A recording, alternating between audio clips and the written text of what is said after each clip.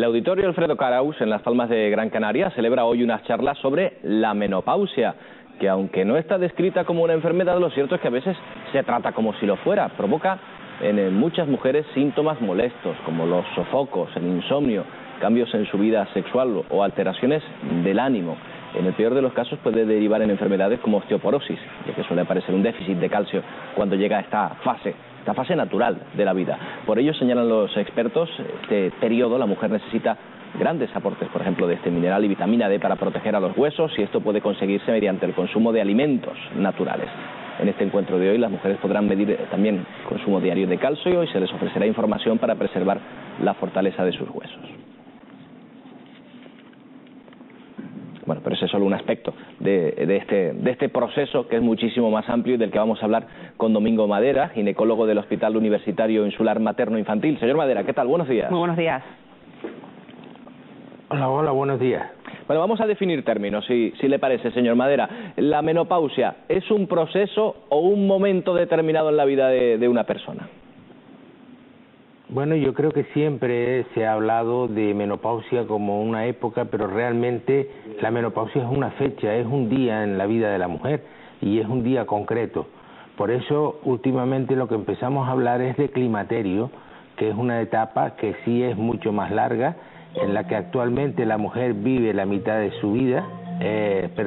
una tercera parte de su vida, pero con el aumento de la esperanza de vida eso va aumentando. Y entonces, para que no nos confundamos, definimos el climaterio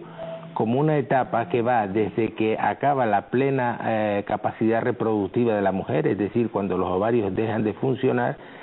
y después hay discusiones entre los ginecólogos, unos dicen que hasta los 70, los 80 años, pero nosotros decimos que hasta el final de su vida, o sea, hasta el final de la vida de una mujer, en su organismo están habiendo cambios continuamente. Climaterio es una palabra, desde luego, señor Madera, mucho más bonita que menopausia, que hay que decirlo, tiene connotaciones negativas, y quizá aquí es donde encontramos el primer problema, ¿verdad?, de este proceso absolutamente natural, insistimos. Claro, por eso queremos nosotros quitar también un poco esa palabra que a veces se utiliza de manera despectiva y que a veces incluso pues ridiculiza a la mujer. Yo creo que la mujer en menopausia tiene que vivir, en climaterio tiene que vivir perfectamente, y además tiene que quitarse ciertos problemas, porque por ejemplo, a partir de la menopausia instaurada, ya no se queda embarazada y por lo tanto puede tener unas relaciones satisfactorias. Lo que sí hay, señor Madera, muy buenos días, es muchísimos mitos asociados, usted mismo ha descrito algunos, poco menos que se acaba, empieza una etapa, la etapa final de la mujer no tiene por qué ser así, justo al contrario, puede estar mucho más liberada para otras cuestiones, pero sí que hay síntomas concretos que pueden ser muy molestos, que pueden pues fastidiar, por decirlo así coloquialmente, la vida de las mujeres, y se pueden solucionar tomando determinados hábitos, ¿verdad?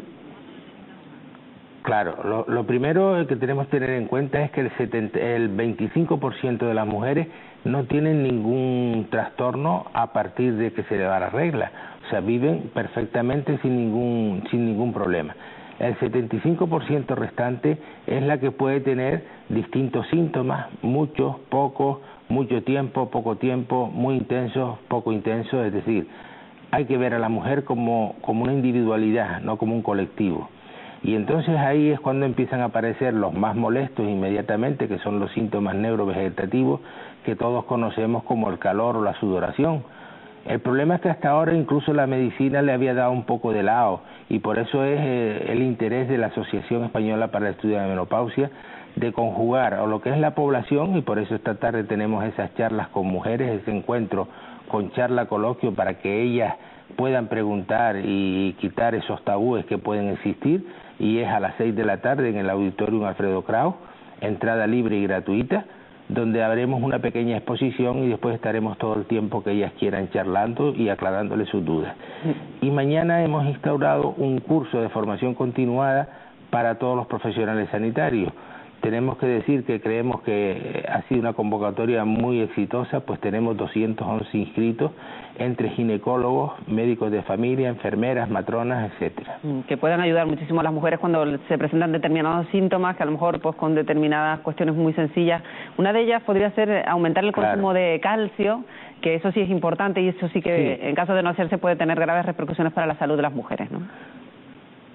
Claro, por eso desde el climaterio, que ya hablamos antes de la menopausia, recomendamos hábitos de vida saludables, es decir, hacer ejercicio, quitar los tóxicos, el café y el alcohol, tomar alimentos ricos en calcio, leches, yogures, con vitamina D, porque está demostrado que incluso en Canarias el calcio y la vitamina D es deficitario. Por eso estamos recomendándolo, porque además muchas veces se dice, bueno, como aquí hay mucho sol y tal, pero pensemos que siempre estamos vestidos, que cuando vamos a la playa también estamos bajo sombrillas, etcétera, o con protectores solares por recomendación de los dermatólogos, con lo cual hay que hacer todas esas cosas, pero además un aporte de calcio y vitamina D que lo podemos encontrar en la leche, en los yogures, en el queso, en una alimentación rica en calcio. Y sobre todo porque lo que tratamos es de prevenir la osteoporosis, que es una enfermedad silente que en principio no causa dolores ni molestias, pero que puede ser mutilante, sobre todo en esa etapa alrededor de los 80 años. Tenemos recientemente caídas, me parece que fue de la duquesa de Alba, con una fractura de cadera que lleva una prótesis, y entonces todo eso podemos prevenirlo.